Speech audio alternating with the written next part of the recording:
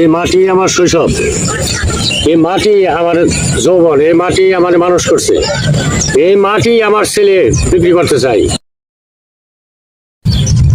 আব্বা আমি ভাবছি শহরে যাব, এখানে থাকলে জীবন নষ্ট। করিম, এই জমি চাষ করে আমি তোরা মানুষ করছি। বাবা আপনি কষ্ট করছেন, কিন্তু আমি কষ্ট করতে চাই না। দোস্ত জায়গা বিক্রি করব, বিক্রি করে শহরে গিয়া ব্যবসা বাণিজ্য করবো। তুই এই জমি বিক্রি করবি?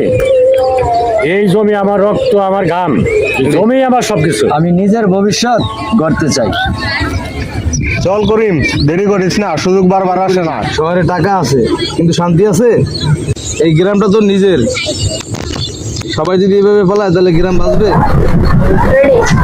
শুনছিস কুদ্দুস, করিম তো শহরে চলে গেছে, এটাই ঠিক করেছে। গ্রামে কিছু সবাই যদি চলে যায় তাহলে গ্রামটা থাকবে কার জন্য?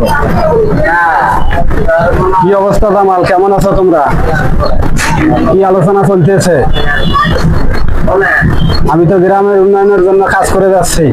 আলহামদুলিল্লাহ। ওই মেম্বার সাহেব, গ্রামের রাস্তা ভাঙ্গা, বিদ্যুৎ নাই, কাজ নাই, এটাই কি উন্নয়ন হয়ে যাবে? সময় নাই, নিজের ভবিষ্যৎ নিজেই করতে চাই।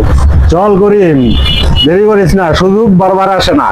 আমি ভুল করেছি, শহরে যাব না, আমি এখানেই থাকবো। তুই সত্যি এখানে থাকবি? আমি বুঝতে পেরেছি শুধু কথা বললে উন্নয়ন করা যায় না। সত্যি এখন থেকে আমি গ্রামের উন্নয়ন থাকবি? আমি নতুন পদ্ধতিতে কৃষি চাষ করব। আসলে থাকবি? আমি নতুন করে কৃষি চাষ করব, আধুনিক পদ্ধতিতে। আমি একা কি করব? শহরে যাব না করিম, তোর সাথে কাজ করব।